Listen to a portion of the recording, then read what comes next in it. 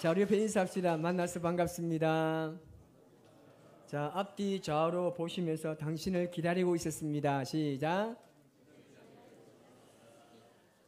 제가 지금 이 음악을 하나 들려드릴 건데 한번 어떤 음악인지를 한번 맞춰보십시오. 그러면 아마 제가 어느 정도 여러분의 성향을 구분할 수 있을 것 같습니다. 자, 음악을 한번 들려드려 볼게요.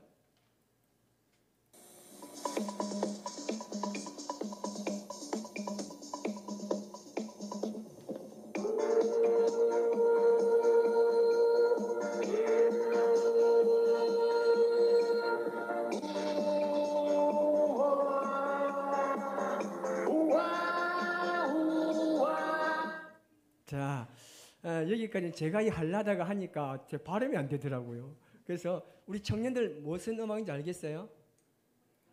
자, 이쪽에는 알겠습니까? 동물의 왕국. 퀴즈 타면 신비의 세계, 동물의 왕국. 제가 어저께 저 해병대에 가서 196명을 6명의 목사님 들어가서 세례를 베풀고 왔는데, 요즘에 이 군대도 마찬가지지만 이 청년들과의 소통이 잘 안 된다고 합니다. 제가 지금 음악을 들려드렸지만 아마 연세가 있으신 분들은 제목은 몰라도 기본적으로 동물의 왕국 정도는 생각하고 계셨는데, 우리 청년들은 아무것도 아마 몰랐을 겁니다. 이렇게 많이 구분이 되어집니다. 요즘에는 우리 청년들은 이 성격 유형을 검사할 때 MBTI라고 검사합니다. 여러분, MBTI 뭔지 아십니까? EST 아십니까? 모르잖아요. 청년들 알잖아요. 저도 사실은 잘 모릅니다만은 이런 검사를 하면서 이 청년들이 살아가고 있습니다. 우리 어른 세대는 이 혈액형으로 이 성격 유형을 어느 정도 다 파악합니다. 그래서 여러분들은 잘 모르실지 모르지만 이 혈액형으로 어느 정도 이 사람의 성격이 어떤지를 알 수가 있습니다. 자, 어느 날 이 A형과 B형과 AB형과 O형이 함께 식사를 합니다. 이 네 명이서 함께 밥을 먹는데 이 네 명 다 성격이 다르잖아요. 이것은 어떤 피해 문제가 아니라 사람의 유형이 다르다는 겁니다. 이 보통 AB형은 어떻습니까?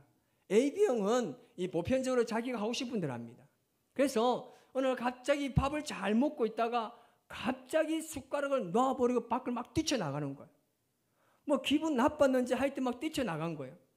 이 옆에 있던 이 오지랖이 넓은 O형이 궁금한 거예요.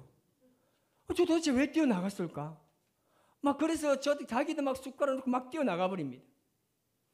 그런데 여러분, B형은 어떻습니까? 그러거나 말거나 그냥 자기 그냥 할 것만 하는 거예요. 그냥 밥 먹고 주변 신경 안 씁니다. 그런데 저 같은 이 소심한 A형은 어떻게 하겠습니까? 이 밥이 안 넘어가는 거예요. 그래서 아무 생각 없는 이 B형 옆구리를 쿡쿡 찔러가면서 한마디 하는 거예요. 저 AB형이 나 때문에 저 뛰쳐나간 거 아니냐고. 나 때문에 삐져서 뛰쳐나간 거 아니냐고. 막 그렇게 생각하는 거예요. 별 신경 쓰지 않아도 되는데 신경을 다 쓰는 거예요. 여러분, 이것은 그냥 우리가 보편적으로 그냥 재미삼아 알아보는 건데, 이것은 여러분 우리 그리스도인들을 그대로 적용할 수 있습니다. 누가 봐도 별 문제가 없어요. 아무런 문제가 없는데 갑자기 혼자서 막 돌발 상호를 만들고 분위기를 흐리는 사람이 있습니다. 또 그것을 지켜본 사람은 그를 얼레고 달래면서 또 함께 믿음의 길을 걸어갑니다. 또 어떤 사람은 나만 믿음 생활 잘하면 되지라고 그냥 그렇게 사는 사람도 있습니다. 근데 또 어떤 사람은 저 사람이 나 때문에 지금 저러나라는 생각으로 살아가는 사람도 있을 수 있습니다. 여러분, 성격이 다르고 믿음 생활의 방식이 다 다를 수 있다는 겁니다. 우리가 똑같은 말씀을 듣지만 이 하나님의 말씀에 반응하는 것도 다 다르지 않습니까? 하지만 중요한 사실은 뭐냐면 우리 모두가 그리스도 안에 한 공동체고 한 가족이라는 사실입니다. 교회는요, 불같은 성격을 가진 사람이 필요합니다. 그와 반대로 걱정과 염려에 늘 소심한 사람도 필요하고요, 정말 위로하는 사람, 격려하는 사람도 필요합니다. 묵묵히 자기의 믿음의 삶을 살아가는 사람도 필요하다는 거죠. 중요한 것은 뭐냐면 이 모든 사람들이 함께 어우러져 아름다운 하나님의 공동체로 세워가는 것이 중요합니다. 오늘날 우리는 하나님의 말씀을 듣습니다.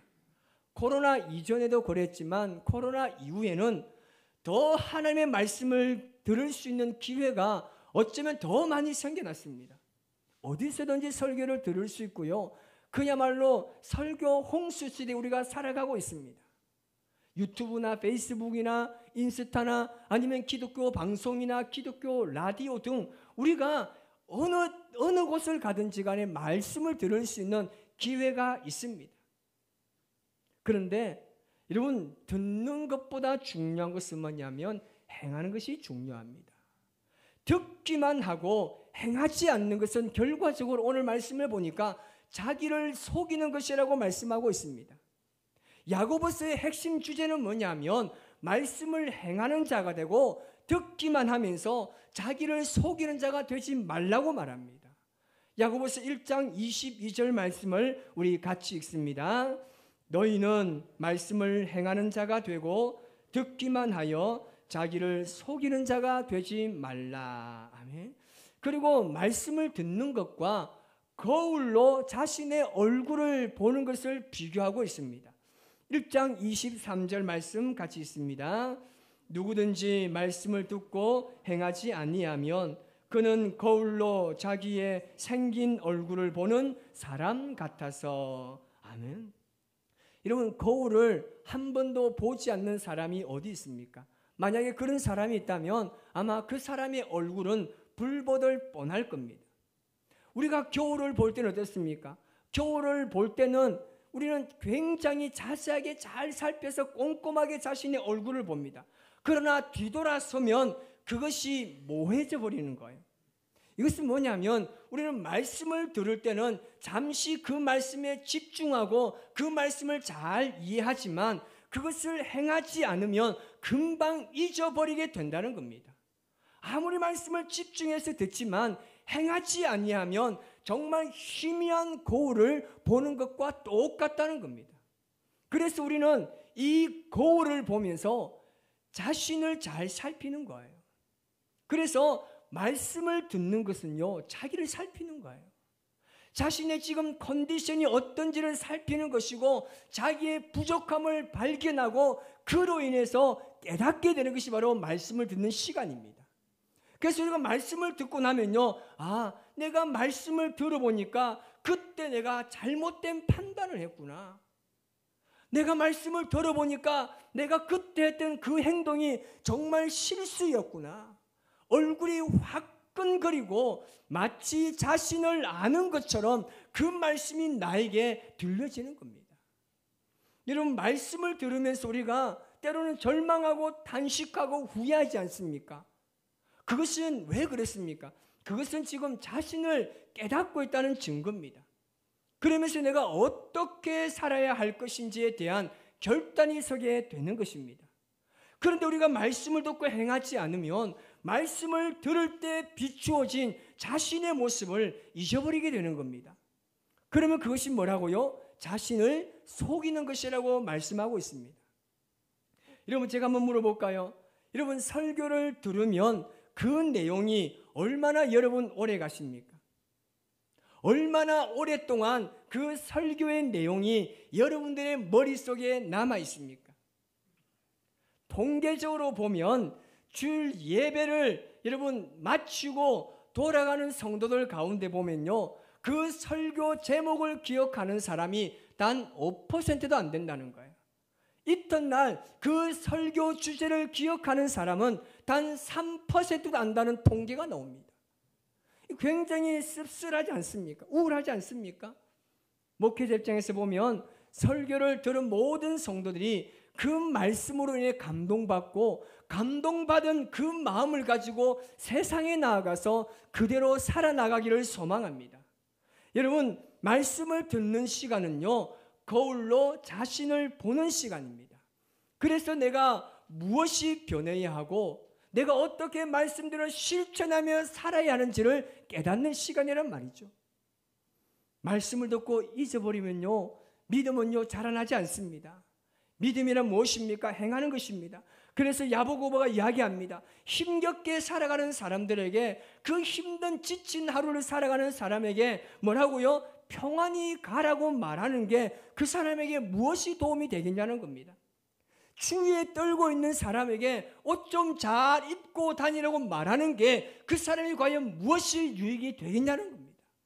배고픈 사람에게 좀 잘 먹고 다니라고 말만 하지 말라는 거예요. 여러분, 말만 하는 사람이 아니라 힘들 때 우리가 손을 내밀어 주고, 추위에 떨고 있는 사람이 있으면 내 겉옷을 벗어주고 배고픈 사람이 먹을 것을 주는 것이 참된 믿음의 사람이라는 겁니다. 말만 하지 말라는 거예요. 여러분, 그리스도인들은요 말 정말 잘하잖아요. 말을 너무 잘해요. 그래서 막 전도하러 가면 온통 그 사람에게 막 쏟아냅니다.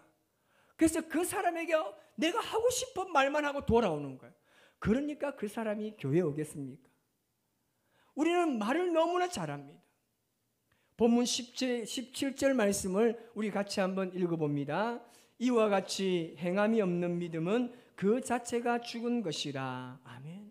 그렇게 말만 하고 행함이 없는 믿음은요, 그 자체가 죽은 거라는 거예요. 내가 믿음이 있는 것 같았지만 내가 말씀대로 행하지 않았으면 그 자체가 뭐라고요? 죽어 있는 거예요. 다시 말하면 생명이 없는 믿음, 그 믿음은요 그 자체가요 작동하지 않습니다. 믿음의 효율성이 전혀 없는 믿음이라는 거예요. 이런 믿음은 전혀 쓸모없는 믿음, 그냥 있으나 만한 믿음이라는 겁니다. 독일의 디트리 보니프는 이렇게 말합니다. 순종하는 자만이 믿고 믿는 자만이 순종적이다. 순종을 수반하는 믿음이 진정한 믿음이다. 믿음과 순종, 순종과 믿음은 동전의 양면과 같다라고 이야기했습니다. 다시 말하면 이 믿음과 순종은요 분리할 수가 없고 떼어낼 수가 없다는 겁니다. 오늘 본문 18절 말씀을 같이 읽습니다.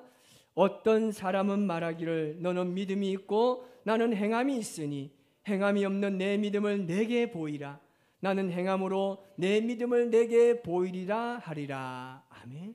어떤 사람이 너는 믿음이 있고 나는 행함이 있다고 말합니다. 그러면서 행함이 없는 너의 믿음을 보이라는 겁니다. 나는 행함이 있는 믿음을 너에게 보이겠다는 겁니다. 어떻게 보면 믿음과 행함이 분리되어져 있는 것 같이 말하지만 사실은 행함과 믿음은요 분리할 수 없는 겁니다. 사실 이것이 오늘 우리의 신앙의 최대 과제 아닙니까? 우리의 신앙이 끊임없이 말씀만 듣다 보니까 말씀에 순종하지 않고 점점 듣는 신앙으로 변해가는 것입니다. 처음에 우리가 말씀에 순종하지 못해서 어떻습니까? 내가 말씀을 듣고 세상에 나아가서 말씀대로 살지 못했다는 그 안타까움이 있고 회개도 있고 눈물도 있는데 점점 시간이 지나면서 순종은 사라지고 듣는 것에만 집중하고 듣는 것에만 머물려고 하는 신앙으로 고정되어 버린다는 겁니다.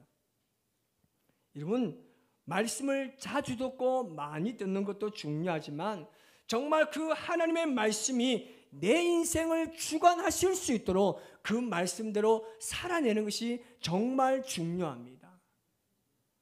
신앙생활을 하다 보면 누구든지 어느 지점에 가면 매너리즘에 빠질 수도 있습니다. 왜냐하면 신앙이 성장하는 것처럼 느껴지지 않기 때문입니다. 순종하지 않는 신앙은요, 여러분 잘하지 않습니다. 신앙이 익숙해지면서 듣는 것에만 집중하고 순종하지 않는 거예요. 그래서 말씀을 듣고 말씀에 따라 행하는 것은 우리의 신앙생활에 반드시 필요한 겁니다. 창세기 22장에 보면 아브라함이 100세에 얻은 아들 이삭을 제물로 바치는 사건이 나옵니다. 하나님께서 이삭을 모리아산에 가서 바치라고 말합니다. 아브라함이 잠시 고민했을지언정 그 하나님의 말씀에 이삭을 데리고 모리아산으로 갑니다. 그리고 그를 번제단에 올려놓습니다. 정말 아브라함은 진심을 가지고 이 이삭을 하나님께 드리기 위해서 칼을 뽑아서 아들을 잡으려고 할 때 여호와의 사자가 급히 아브라함을 부르십니다. 그때 하나님께서 말씀하십니다. 창세기 22장 12절 말씀을 같이 읽습니다. 사자가 이르되 그 아이에게 내 손을 대지 말라. 그에게 아무 일도 하지 말라. 내가 내 아들 내 독자까지도 내게 아끼지 아니하였으니 내가 이제야 내가 하나님을 경외하는 줄을 아노라. 아멘. 여기서 중요한 게 뭐라고요? 이제야라는 말씀입니다. 아들을 죽이려고 칼을 뽑아 내려치는 순간까지 지켜보신 하나님께서 이제야 내가 하나님을 경외하는 줄 내가 알겠다고 말씀하는 겁니다. 이것은요, 아브라함이 하나님의 말씀을 듣는 것으로 끝나지 않고 믿음의 행함을 보였기 때문에 하나님께 믿음의 의인이라고 인정을 받은 말씀입니다. 여러분, 우리 마음에 있는 믿음을 행함으로 보일 때 그 믿음은 하나님 앞에 의롭게 인정받는 믿음이 되는 것이죠. 사도 요한도 이 부분을 굉장히 강조하였습니다. 요한일서 3장 17절에서 18절 말씀을 우리 같이 읽습니다. 누가 이 세상의 재물을 가지고 형제의 궁핍함을 보고도 도와줄 마음을 닫으면 하나님의 사랑이 어찌 곧속에 거하겠느냐. 자네들아, 우리가 말과 혀로만 사랑하지 말고 행함과 진실함으로 하자. 아멘. 할렐루야. 행함과 진실함으로 하자는 거예요. 여러분, 믿음은 행함으로 드러나는 것입니다. 행한다는 것은 순종을 의미하는 거 아닙니까? 말씀을 듣고 말씀대로 살아가는 것, 말씀대로 행하는 것, 이 순종의 결과 아니겠습니까? 여러분, 여러분들이 신앙생활 하면서 가장 풀리지 않는 이 딜레마가 무엇입니까? 여러분, 사실 저도 그렇습니다. 말씀대로 살지 못하는 제 자신을 보면서 늘 부족함을 느끼고 늘 답답합니다. 그래서 하나님 앞에 죄스러운 마음이 생길 때가 너무 많습니다. 여러분, 이제 우리는 우리의 신앙의 최대의 과제를 풀어가기 위해서 시작해야 합니다. 어떤 거창한 부분이 아니라 작은 것에부터 여러분 순종하시기 바랍니다. 그리고 여러분 구체적이어야 합니다. 반복적으로 지속적이어야 하며 지킬 때까지 해야 하는 겁니다. 말씀을 행할 때에 비로소 신앙생활화가 될 수 있는 겁니다. 여러분, 신앙대로 생활할 때 신앙생활이 되는 거예요. 그래야 우리가 주일 신앙이 아니라 매일 신앙이 되는 것입니다. 듣고 행하며 살아가시기 바랍니다. 그리스도인들이 어떻게 이 주일만 참된 예배자로 주님 앞에 설 수 있겠습니까? 그래서 여러분, 주일 신앙인이 되지 마십시오. 오늘날 말하면 썬데이 크리스찬입니다. 주일 신앙인만 되지 마시고 매일매일 신앙의 삶을 살아가시기 바랍니다. 여러분, 행하는 만큼 자라나게 되어 있습니다. 들은 것이 복이 아니라 듣고 행하는 것이 복입니다. 행해야 그 말씀이 능력으로 우리의 삶에 나타나게 되는 것입니다. 여러분, 우리가 이 사명을 주님 오실 때까지 여러분 잘 감당하시기를 바랍니다. 우리가 이 땅에 살아가면서 말씀대로 살지 못하는 부분 때문에 우리가 얼마나 주님 앞에 많은 회개 가운데 나아가고 있습니까? 내가 예수님 믿는 사람처럼 살지 못한 그 마음 때문에 하루하루 얼마나 죄스러운 마음이 우리에게 있습니까? 그때 내가 그 말을 했으면 안 되는데, 그때 내가 그렇게 행동했었으면 안 되는데. 그래서 우리는 늘 말씀을 들을 때마다 정말 거울로 자신의 모습을 보는 것 같이 자신을 잘 살피면서 자신을 속이는 자가 아니라 자신의 믿음의 삶을 통하여서 우리 주님 앞에 영광의 삶을 살아가시기 바랍니다. 오늘 시간 우리가 함께 이 찬양으로 주님 앞에 고백하며 나아갑시다. 주님, 내가 일평생 우리 하나님의 말씀대로 살아낼 수 있는 믿음을 나에게 허락해 달라고, 나에게 주신 십자가를 내가 달게 주고 내 믿음의 여정 잘 걸어갈 수 있도록 함께 해달라고 우리 고백하며 주님 앞에 나아갑시다.